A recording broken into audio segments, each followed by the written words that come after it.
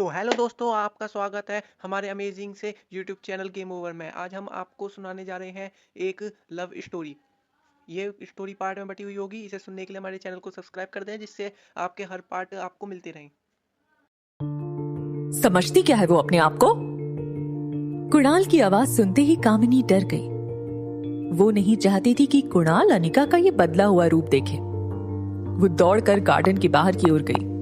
High heels के कारण उसे दौड़ने में परेशानी हो रही थी, मगर इनसिक्योरिटी के मारे वो किसी तरह भाग कर गई और किसी तरह गिरती पड़ती कुणाल के पास पहुंचकर फूली हुई सांसों से उसने कुणाल से कहा, कुणाल अंदर मत जाओ।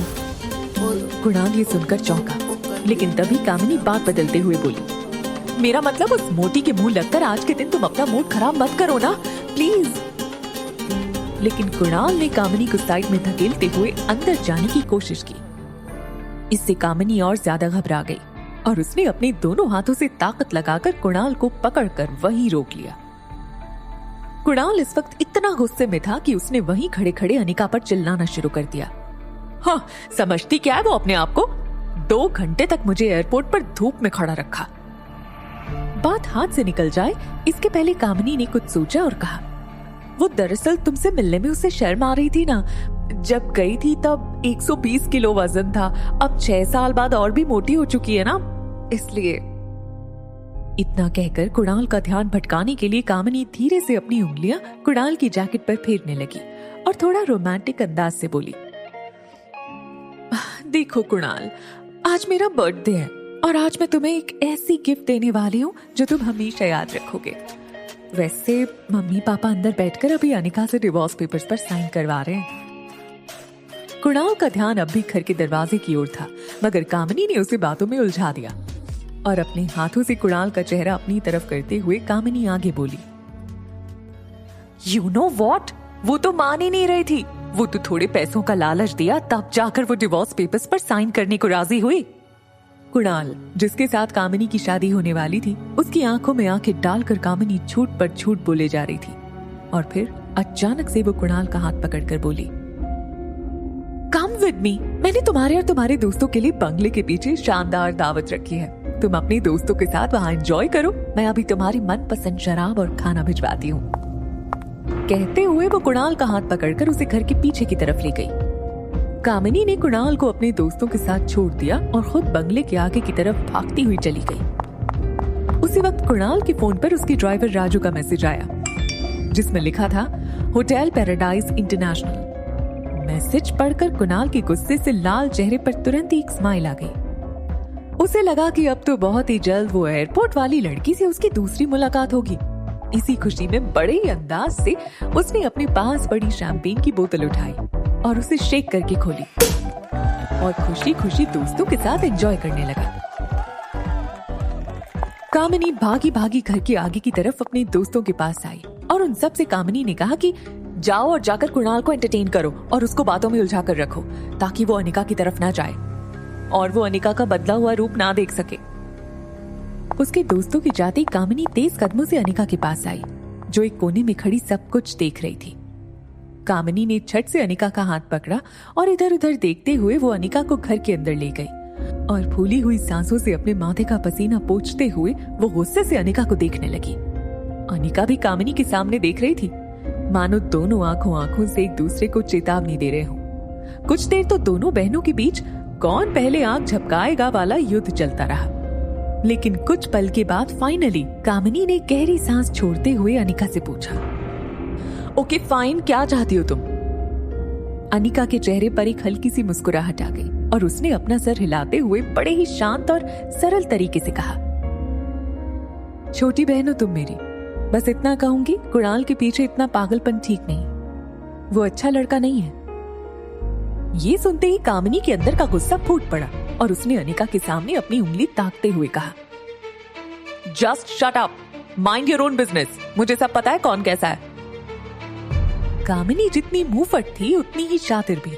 उसे पता था कि अपनी बहन के इमोशंस का फायदा कैसे उठाया जा सकता था, इसलिए उसने तुरंत मौके का फायदा उठाकर कहा, अगर तुम्हें मेरी इतनी फिक्र है तो कंपनी मेरे नाम क्यों नहीं कर देती? अनिका कामिनी जितनी शातिर नहीं थी, लेकिन अब वो पहले जैसी भोली और ना समझ भी नहीं रही थी।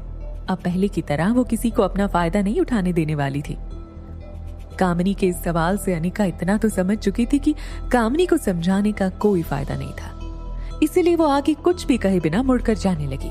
ये देखकर कामिनी तुरंत अनिका के सामने उसका रास्ता रोककर जा खड़ी हुई और फिर टेबल पर पड़े कंपनी के पेपर्स उठाकर बड़े ही स्टाइल में पन्ने पलटते हुए कामिनी बोली, वैसे किसके लिए बचा कर रखनी है ये कंपनी?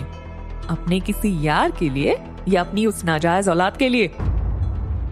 इसके पहले कि कामिनी बात खत्म करती, अनिका ने कामिनी को जोरदार तमाचा जड़ दिया। घर के बाहर जो लाउड म्यूजिक बज रहा था उससे कई ज्यादा तेज गूंज थी इस तमाचे की। कामिनी के चेहरे पर मेकअप की एक मोटी परत होने के बावजूद उसके चेहरे पर अनिका की उंगलियों के निशान साफ नजर आ रहे थे। कामिनी का मुंह खुला और आंखें चौड़ी हो गई थी। खबरदार, अगर मेरी बच्ची को नाजायज कहा तो जबान खींच लूंगी, and I mean it. Anika की लाल आंखों से आंसू कम और गुस्सा ज्यादा बह रहा था। अनिका को कामिनी ने पहले कभी इतने गुस्से में नहीं देखा था। बिना कुछ कहे वो चुपचाप अनिका का रास्ता छोड़कर साइड में जाकर खड़ी हो गई। वो समझ गई कि अगर वो इसके आगे कुछ भी बोली तो अनिका वो सच में कर देगी जो उसने कहा था। अनिका गुस्से में अपना पर्स उठाकर बंगले से बाहर निकल गई। जैसी अनिका ने टैक्सी रोकी तभी वहां भागते हुए प्रीति आई। अनिका ने प्यार से प्रीति के गाल पर हाथ फेरा और फिर टैक्सी में बैठकर चली गई। टैक्सी में बैठकर अनिका ने पर्स से सनग्लासेस निकाले और पहन लिए। तभी ड्राइवर ने रियर व्यू मिरर से अनिका को देखा। सूरज भले ही ढल चुका था, लेकिन अनिका के आंसुओं का दौर अब तक नहीं ढला था। वो दुनिया में हर चीज से लड़ सकती थी, मगर कोई उसकी बेटी को नाजायज कहे ये उसे बर्दाश्त नहीं था।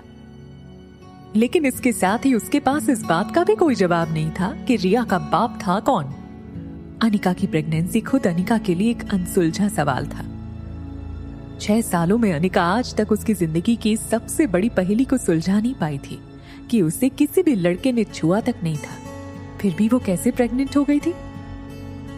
वो ये सब सोच ही रही थी कि तभी अचानक उसे कुछ याद आया। अनिका ने आंसू पोंछते हुए पर्स से अपना फोन निकाला और उसने अपनी फार्मा कंपनी के पुराने वफादार मैनेजर मनोज को फोन लगाया। कुछ रिंग के बाद मैनेजर ने फोन उठाया। अनिका बेटी, कैसे हो? क्या बात है? आज इतने सालों बाद कंपनी की मालकिन ने इस मुलाजिम को याद किया। अनिका ने अपनी आवाज को साफ करते हुए कहा, नहीं अंकल, मैं तो सिर्फ कागज पर कंपनी की मालकिन हूँ। कंपनी के असली मालिक तो आप हैं। एक्चुअली अंकल, बस ये पूछने के लिए मैंने फोन किया था कि कंपनी ठीक तो चल रही है ना? मैनेजर ने थोड़ा उदास होकर कहा, बेटा यूं समझ लो, डूबती नाव में छेद पकड़ के बैठा हूँ, फिर भी सालाना 4-5 लाख का प्रॉफिट हो जाता है, जो मैं गौतम जी को भिजवा देता हूँ। तुम कहो तो अब से तुम्हें भिजवा दूंगा। अनिका ने तुरंत कहा, नहीं अंकल, उसकी कोई जरूरत नहीं है। खैर, आप अपना ख्याल रखिए। फोन काटकर अनिका वापस से गहरी सोच में डूब गई। वो सोच रही थी कि आखिर ऐसी क्या बात है इस छोटी सी कंपनी में जो डोगरास हाथ धोकर इस कंपनी के पीछे पड़ गए हैं। पहले मेरे जरिए ये फैक्ट्री हड़पने की कोशिश की और उसी के चलते कुणाल से मेरी शादी करवाई। शादी के बाद मैं तुरंत प्रेग्नेंट हो गई और फिर बैंगलोर चली गई, इसलिए मुझसे कंपनी मांगने का मौका नहीं मिला इन्हें। इसलिए अब कामिनी के जरिए मुझसे कंपनी हड़पना चाहते हैं, वो भी ऐसी कंपनी जो ठीक से चल भी नहीं रही है। होटल की तरफ टैक्सी आगे बढ़ी रही थी, तभी रास्ते में उसने आइसक्रीम का स्टॉल देखा तो उसे याद आ गया कि उसने रिया से प्रॉमिस किया था कि वो उसकी फेवरेट चॉकलेट आइसक्रीम लाकर देगी। इसलिए उसने टैक्सी रास्ते में रोककर अपना प्रॉमिस पूरा करने के लिए चॉकलेट आइसक्रीम खरीदी और वापस टैक्सी में बैठकर होटल की तरफ चल दी। कुछ देर बाद अनिका की टैक्सी होटल पैराडाइज इंटरनेशनल पहुंची। होटल के रिसेप्शन से होकर अनिका लिफ्ट के पास पहुंचने ही वाली थी कि 4-5 बॉडीगार्ड उसके आगे आ गए और हड़बड़ाहट में उन्होंने अनिका का रास्ता रोक लिया। इसी दौरान अनिका के हाथ से सामान जमीन पर गिर गया। अनिका थोड़ी सी घबरा गई। उसे लगा कहीं कंपनी पानी के चक्कर में किसी ने मेरे पीछे गुंडे तो नहीं भेजे। खुद के डर को छुपाते हुए उसने उन बॉडीगार्ड से कहा, कौन है आप लोग और इस तरह से मेरा रास्ता रोकने का क्या मतलब है? एक बॉडीगार्ड ने अनिका से कहा, सॉरी मैडम, हमें आपका सामान चेक करना होगा। अनिका को कुछ समझ नहीं आया कि उसका सामान चेक करके क्या मिलेगा।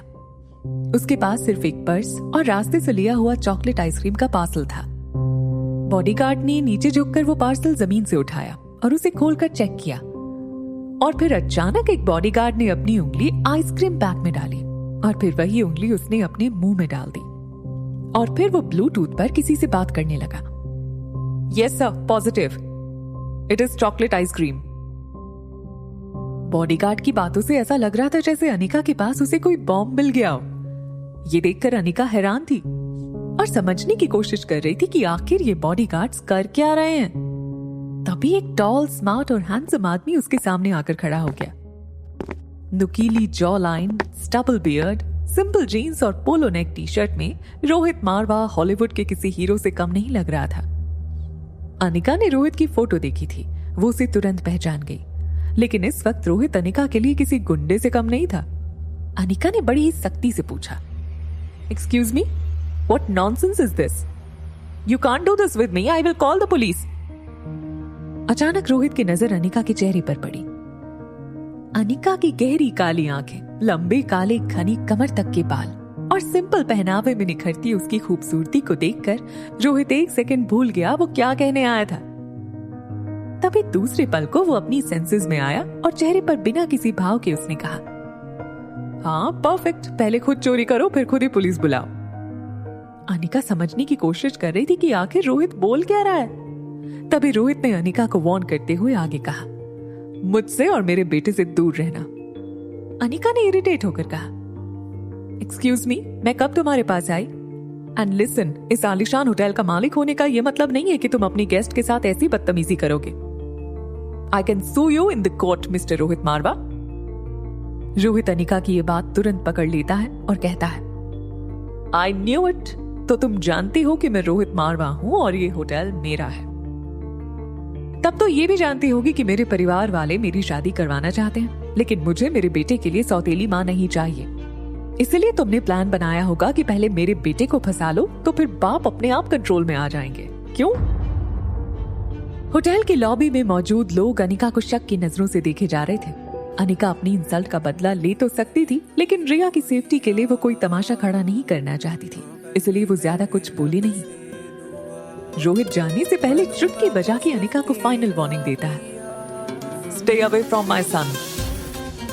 इतना कहकर रोहित मुड़कर जाने लगा।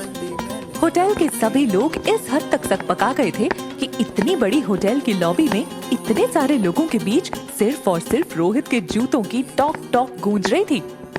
रोहित भले ही अनिका से दूर जा रहा था, मगर अनिका का चेहरा उसके दिल पर छाप छोड़ गया था। न जाने क्यों जाते जाते उसको एक बार और अनिका की तरफ देखने का मन किया, और इसीलिए वो मुड़कर अनिका को देखने जाता है। तभी सामने से सर्विस प्लेट ले जाते वेटर से वो जोर से टकराया और सारी प्लेट जमीन पर गिर गई। रोहित ने वेटर को देखा और फिर अनिका को देखा और फिर सिर्फ सॉरी कहकर वहां से चला गया। बेहद गुस्से में अनिका ने लिफ्ट का बटन 5-6 बार दबा दिया और जैसी लिफ्ट का दरवाजा खुला वो पांव पटक कर अंदर गई और सीधा टॉप फ्लोर का बटन दबाया। दरवाजा बंद होने ही वाला होता है कि तभी एक पांव दरवाजे के बीच में आया, जिसने दरवाजे को बंद होने से रोक लिया। सामने एक 19 साल का लड़का प्रिंटेड टी शर्ट और रेड शॉर्ट्स में खड़ा था। उसके पैर की वजह से लिफ्ट का दरवाजा फिर से खुल गया। अनिका ने गुस्से में सोचा कि कौन बदतमीज है ये। रिया की तरह इस लड़के ने भी कान में हेडफोन और हाथ में मोबाइल पकड़ा हुआ था। ये लड़का और कोई नहीं बल्कि रोहित मारवा का कजिन भाई सनी था। सनी ने अपनी उम्र से ज्यादा मैच्योर आवाज निकालने की कोशिश की और अनिका से कहा, देखो दीदी, मेरे भैया आसानी से फंसने वालों में से नहीं हैं। बहुत लड़कियां आपकी तरह कोशिश कर चुकी हैं। अनिका का गुस्सा अब अपनी पीक पर था। उसे समझ नहीं आया कि ये सब उसके साथ क्यों हो रहा था। तभी सनी ने अनिका के जख्म पर नमक छिड़कते हुए कहा, काफी लड़कियां ट्राई कर चुकी हैं ये वाला तरीका। Think something out of the box. In fact कई बॉलीवुड एक्ट्रेस भी भाई के साथ जान पहचान बढ़ाने के लिए अपनी शूटिंग मनाली में रखवाती हैं, मगर मेरे भाई बहुत स्ट्रिक्ट हैं। न वो किसी के पास जाते हैं, न कोई उनके और आर्यन के पास आ सकता है मेरे सिवा। अनिका की बर्दाश्त करने की लिमिट खत्म हो इससे पहले सनी ने अपना पांव लिफ्ट के दरवाजे से हटा लिया और दरवाजा अपने आप बंद हो गया। अनिका अब भी सोच रही थी कि आखिर ये उसके साथ हो क्या रहा था। दूसरी तरफ गुलेरिया हाउस में पार्टी लगभग खत्म हो गई थी। सारे गेस्ट जा चुके थे। कुणाल और उसके दोस्त बंगले के पीछे अपनी ही मस्ती में और फुल ऑन नशे में थे। वो शायद ये तक भूल चुके थे कि वो कामिनी की बर्थडे पार्टी में आए थे। कुणाल अब नशे में था और बेहद खुश था, क्योंकि वो जानता था कि कल उसकी मुलाकात फिर से एयरपोर्ट वाली लड़की से होगी। तभी वहां गौतम, कामिनी और मनीषा हाथ में डिवोर्स पेपर लेकर पहुंचे। कामिनी ने कुणाल को खुश देखकर उसका एक हाथ पकड़कर कहा, आई एम सो हैप्पी कि कुणाल ने पार्टी एंजॉय की।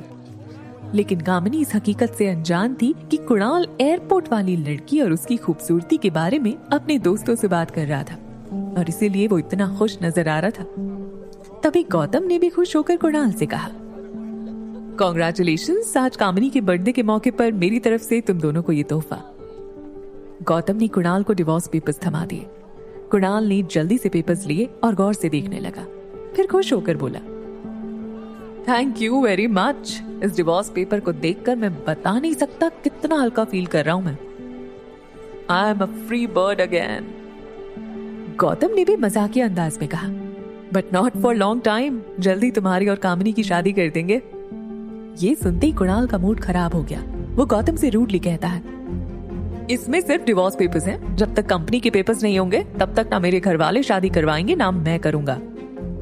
कुणाल आखिरी पैग नीच पी लेता है और वहां से निकल जाता है। Hotel paradise. तिलमिलाई अनिका अपने कमरे में आई। अपना पर्स सोफे पर फेंक कर पांव सेंटर टेबल पर रखकर सोफे पर बैठ गई। उसे ये समझ नहीं आ रहा था नीचे लॉबी में उसके साथ हुआ क्या और क्यों हुआ। उसने होटल बदलने का मन बना लिया और रिया को लेने बेडरूम में गई। बेडरूम का दरवाजा खोलकर उसने देखा रिया बिल्कुल शांति से सो रही थी। रिया को इस तरह देखकर अनिका का गुस्सा एक सेकंड में शांत हो गया। वो रिया के माथे को चूमती है। तभी उसके फोन में एक नोटिफिकेशन आया। अनिका ने मोबाइल चेक किया तो देखा कि उसके डॉक्टर अमृता नाम वाले मेल बॉक्स में रोहित मारवा का मैसेज आया था। Want to meet you urgently. एक पेशेंट है जिसके दिमाग का ऑपरेशन करना है, जो सिर्फ आप कर सकती हैं। मैसेज पढ़कर अनिका को अपनी इंसल्ट का बदला लेने का मौका मिल गया था। उसने तेज उंगलियों से मैसेज टाइप करके बिना सोचे एक सेकंड में बटन दबा दिया। वहां रोहित डॉक्टर अमृता का मैसेज पढ़कर शॉक्ड हो गया। मेल में लिखा था, दिमाग का इलाज पहले आपको करवाना चाहिए। रोहित को समझ नहीं आया कि डॉक्टर अमृता जैसी बड़ी न्यूरोसर्जन उसे ऐसा क्यों कह रही थी। रोहित ने मेल पर कुछ टाइप किया लेकिन फिर मैसेज डिलीट कर दिया और अपनी कंपनी के आईटी हेड सैम को फोन लगाया। रोहित काफी डोमिनेंट आवाज में कहता है, हेलो सैम। रोहित की आवाज सुनकर सैम को जैसे पसीने छूटने लगे। रोहित का प्रभाव लोगों पर कुछ ऐसा था कि अगर रोहित ने याद किया है तो जरूर कोई गड़बड़ हुई होगी हमसे। सैम डर के पूछता है, yes sir, anything I can do for you. Rohit Sam को सिर्फ इतना कहता है, मेरे ऑफिशियल मेल अकाउंट पर डॉक्टर अमृता का मेल आया है, पता करो वो मेल की लोकेशन कहाँ है। वो जहां भी होंगी मैं उसे चार्टर फ्लाइट में जाकर मनाली ले आऊंगा। सैम के लिए काम आउट ऑफ ऑफिशियल वर्क था। वो हिम्मत करके जवाब देता है, सर एक्चुअली कोई नेटवर्क हमें अपनी क्लाइंट का एग्जैक्ट लोकेशन नहीं शेयर करेंगे, इट्स इलीगल।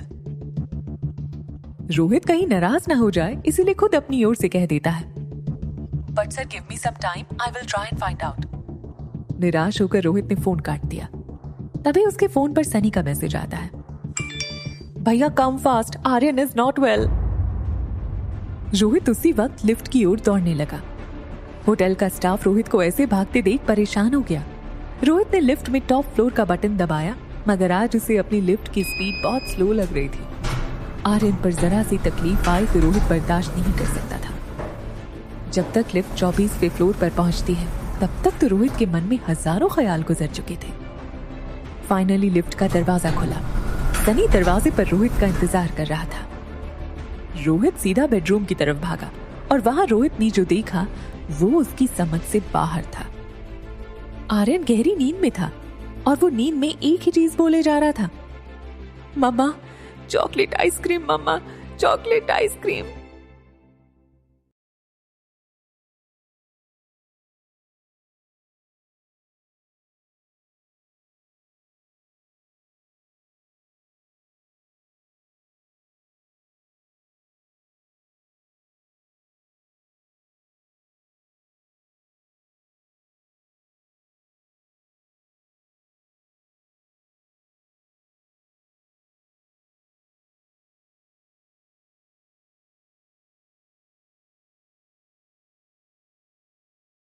दिल जो मैंने तुझको दिया, ओ कर ली मैंने रब से दुआ, बनूंगा तो सिर्फ तेरा पिया, ओ